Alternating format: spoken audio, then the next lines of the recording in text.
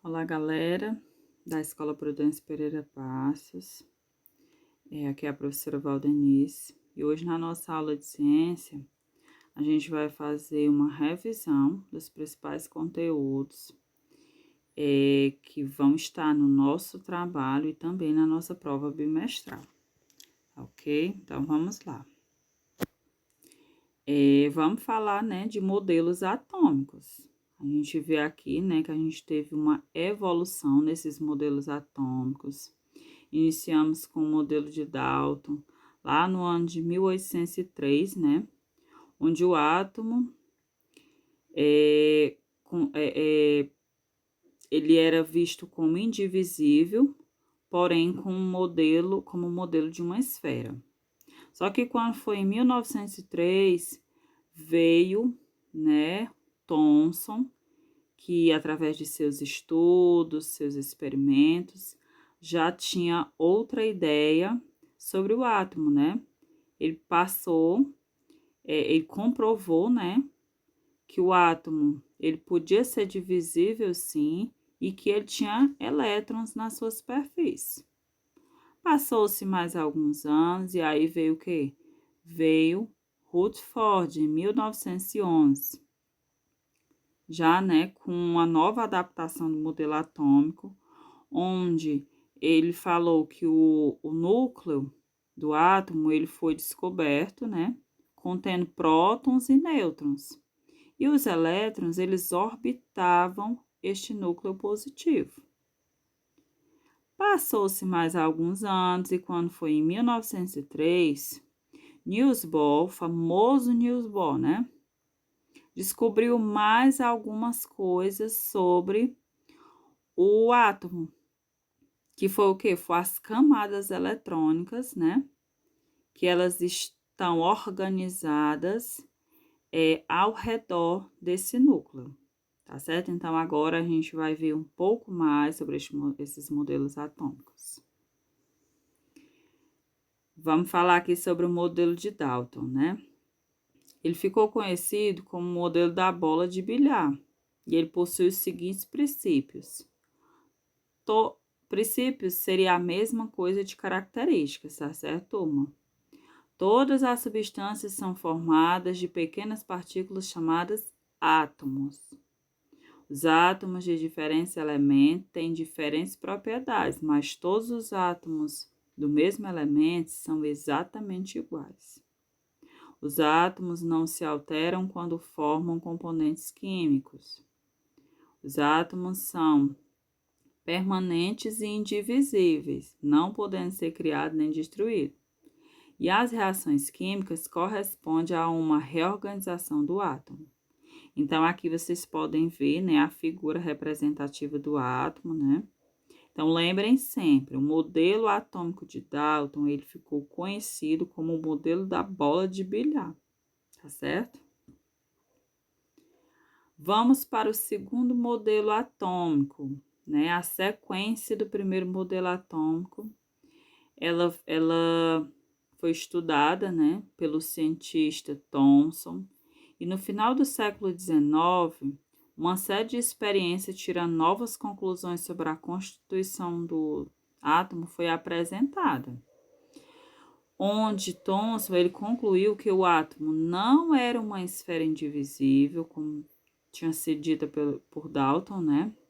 E que ele tinha cargas positivas no seu interior e existia partículas com cargas negativas, que aí é que recebeu o nome de elétrons, né? E o Thomson, ele ficou conhecido como o pai do elétron, porque foi ele que descobriu, né, que o átomo tinha cargas positivas e tinha cargas negativas. E o modelo atômico de Thomson, ele ficou conhecido como o pudim de passas. Na sequência, a gente viu o modelo de Rutherford, né? Ele veio com uma nova proposta, com um novo modelo, né? Através de seus estudos, das suas observações, e ele afirmou que o átomo ele era nucleado e sua parte positiva se concentravam num volume extremamente pequeno, que seria o próprio núcleo, ou seja, o centro, né? Popularmente, o miolo. Após diversas experiências, Rutherford concluiu, né, que a maior parte do átomo era um espaço vazio, que a região central do átomo, aqui a gente chama de núcleo, ela concentra-se toda a massa do átomo. O núcleo tem carga positiva, os elétrons giram em torno do núcleo, tal como os planetas, né, em torno do Sol. Então, foi através dessas descobertas que o modelo de Rutherford ficou conhecido como modelo planetário, ou seja, ele corresponde a um sistema planetário em miniatura. Por quê? Porque os elétrons, eles se movem em órbitas circulares ao redor deste núcleo, né? Como vocês podem ver aí, na gravura abaixo. Por último, nós temos o famoso Niels Bohr, né? Que ele deu continuidade ao trabalho desenvolvido por Rutherford. Por quê? Porque ele foi estudar a partir das concepções já descobertas por Rutherford. E ele preencheu a lacuna que existia, né, na teoria atômica. E a partir dessas descobertas dele, a gente passou, né, a ter, né, as seguintes características, que a energia atômica, né, cada elétron ela apresenta uma quantidade diferente. Cada elétron ele tem uma órbita e elas são denominadas de estados estacionários. Quando emite energia, o elétron vai para uma órbita mais distante do núcleo. Quando há consumo de energia, o nível energético do elétron ele aumenta. Por outro lado, né, o nível vai diminuir quando o elétron produz a energia. E os níveis de energia aqui, eles são denominados, tá? Pelas seguintes letras: K, L, M, N, O, P e Q. Então, aqui foi colocado níveis de energia, mas também pode ser chamado, em alguns livros didáticos, a gente vê também, né, com o nome de camadas eletrônicas, que não é errado, dá a mesma coisa. E cada nível de energia desse daqui, ele tinha uma quantidade máxima de elétron, tá certo? No ensino médio, vocês vão estudar sobre isso aqui, sobre esses níveis, sobre essas camadas, sobre essa distribuição eletrônica, tá certo? Saindo dos modelos atômicos, que na realidade continua, né, procede o mesmo assunto, a gente tem que falar um pouquinho sobre número atômico, né? Existem duas fórmulas, uma para o número atômico e a outra para o número de massa. Mas vamos ver aqui primeiro o número atômico. É muito importante que você, aluno, lembre, tá? Não esqueça que o número atômico ele é representado pela letra Z maiúsculo, tá bom? E ele corresponde ao número de prótons de um elemento químico, ou seja, o meu número atômico, tá vendo essa formulazinha que eu coloquei de vermelho, ó? Z é igual a P, ou seja, meu número atômico é igual, né, ao meu número de prótons, tá certo? Aqui eu coloquei um exemplo, e esse exemplo eu já resolvi para que a gente pudesse, né, ter mais ou menos a noção de como é que funciona.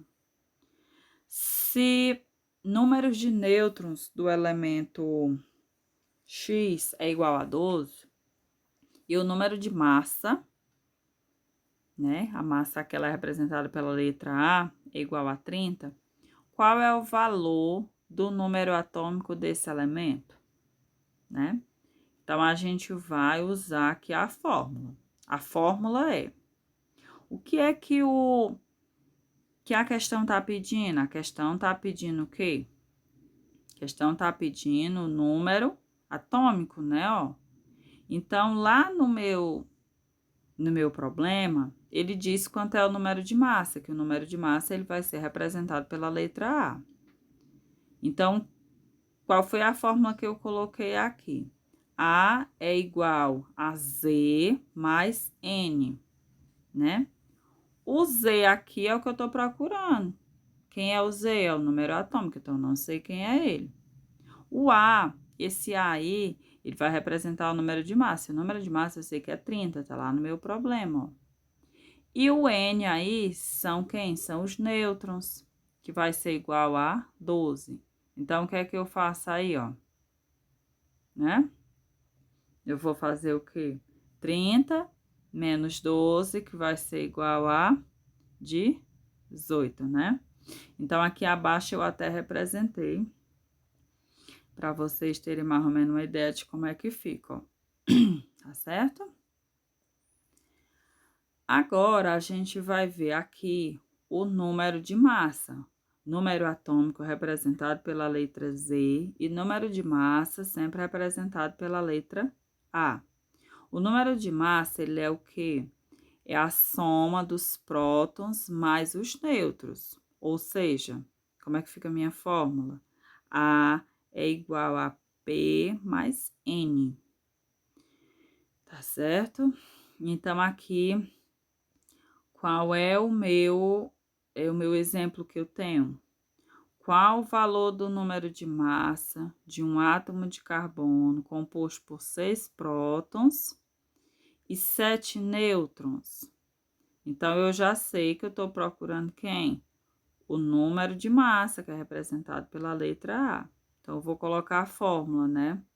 A é igual a P mais N. O A eu não sei quem é, então eu repito. O meu P é quem? É o número de prótons. Quantos são os meus prótons? Meus prótons são 6. E os meus nêutrons são 7. Então, é só somar. 6 mais 7 vai dar 13. Então, o meu número de massa aqui, desse carbono, né? Ele é 13, tá certo? Prosseguindo aqui, eu coloquei só um lembretezinho, tá? Para vocês não esquecer nunca. Que número atômico é representado pela letra Z e número de massa é representado pela letra A. Por que que eu coloquei essa simbologiazinha aqui, né? Essa que tá aqui do seu lado esquerdo. Porque essa simbologia é a que você encontra na tabela periódica. A gente vai já falar sobre tabela periódica. E muitas vezes o aluno não vai saber qual é o número de massa nem o número atômico. Por quê? Porque ele não sabe quem é que vai estar na direita e quem é que vai estar na esquerda. Então, assim, ó, como você pode ver aqui, o número de massa, ele vai ser representado pela letra A, né? Obviamente, ele vai sempre vir na parte superior. Professor, e o que é parte superior? É a parte de cima, né? Ele pode vir na esquerda, como você tá vendo no primeiro exemplo, que é aqui o xizinho que eu tô mostrando, ou na direita, tá certo? Mas ele vem sempre na parte superior. Já o número atômico, ele vai vir sempre na parte inferior, que é embaixo, né? E sempre do lado esquerdo, tá certo? Isso é o número de massa. Algumas tabelas periódicas, elas são completas, tá? Elas trazem distribuição eletrônica, elas trazem tudo bem explicadinho, que nem essa que eu tirei aqui, este exemplo, tá bom? Esse conteúdo aqui também tem no livro didático, vocês podem estar acompanhando lá, qualquer dúvida que tiver, tá bom? Falando em tabela periódica, eu não poderia deixar de falar sobre ela, né? Aqui eu coloquei um esquemazinho bem legal, só para a gente fazer aqui uma breve, né, recapitulaçãozinha. Tabela periódica vai ser onde a gente vai encontrar, né, os nossos átomos, né, e eles vão estar organizados em alguns grupos, eles não estão soltos, né? Nós temos o grupo do hidrogênio, onde vai ter apenas o hidrogênio como componente, né? Aí nós temos os ametais, né? Nós temos os metais e nós temos os gases nobres. Aqui vocês podem ver algumas características, por exemplo, dos ametais. Eles vão ser o quê? Característica que eles vão apresentar? Que eles não brilham, eles são mal condutores de energia, eles vão apresentar diferentes estados físicos. No caso dos metais, eles vão ser sólidos, vão ter brilho metálico, vão ser maleáveis, vão ser ótimos condutores tanto de calor como de eletricidade. Então, assim, cada um, como foi visto, né, no livro didático de vocês, ele tem sua característica própria. É interessante que você, aluno, consiga, tá, diferenciar esses grupos da tabela periódica. No caso aqui dos gases nobres, né, o próprio nome já está dizendo, eles vão ser gases, alguns vão ser inertes, eles vão ter baixa reatividade. Então, assim, qualquer dúvida, estejam procurando a tabela periódica para a pesquisa, tá certo? A gente também falou sobre transformações da matéria. E essas transformações da matéria, a gente falou sobre os estados físicos, né? Lá nos anos iniciais, em ciência, a gente trabalha os estados físicos. Quais são eles? Sólido, líquido e gasoso. Só que na realidade, além desses estados físicos, a gente tem, né, as mudanças que os estados físicos sofrem, que é no caso da fusão, a vaporização. Aqui traz o nome de liquefação, mas é a condensação, tá bom? Liquefação e condensação são a mesma coisa.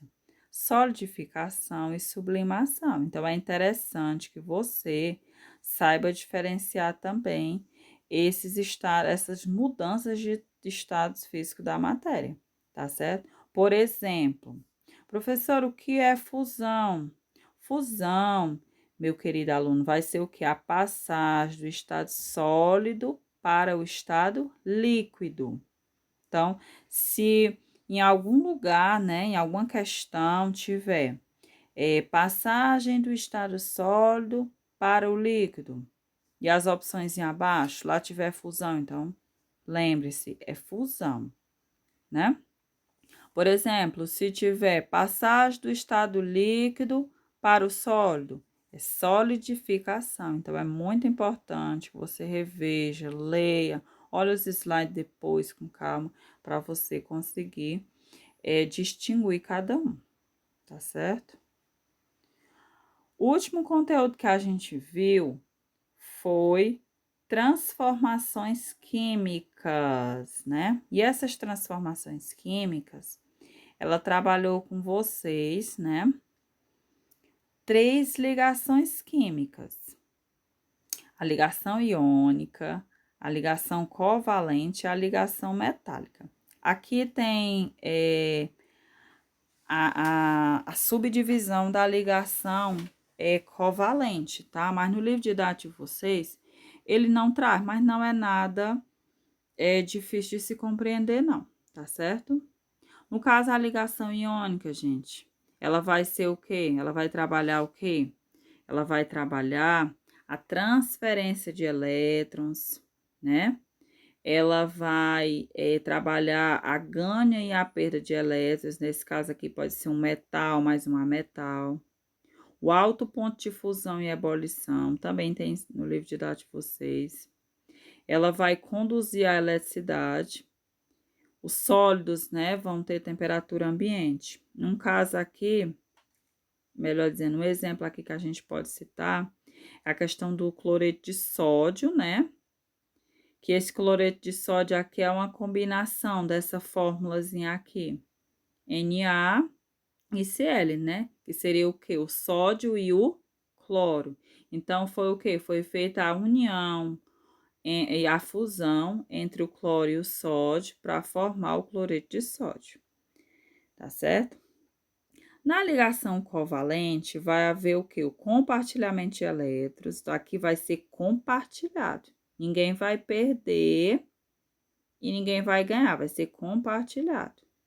Par de elétrons vão ser compartilhados, no caso aqui, hidrogênio mais ametal, ou o próprio ametal com o ametal, né? Essa ligação, ela tem baixo índice, né, de fusão e ebulição, ela conduz eletricidade, né, e elas formam moléculas. Então, aqui, por exemplo, ó, o exemplo seria o quê? Fórmula da água, que seria H2O, tá certo? E na ligação metálica, que a gente está vendo aqui por último, ela tem elétrons livres, né, entre os metais. O exemplo aqui seria metal mais metal. Ela tem alto ponto, né, de fusão e ebulição e ela conduz bem a eletricidade e o calor. Exemplo aqui seria, né, o ouro, o cobre, a prata, o ferro, o níquel e outros mais. Tá certo? Então, assim, qualquer dúvida, estejam nos procurando, tá bom? Estejam dando uma olhadazinha nos slides ou no livro didático, para que vocês possam resolver com sucesso o trabalho bimestral, tá bom? Um abraço e até a próxima.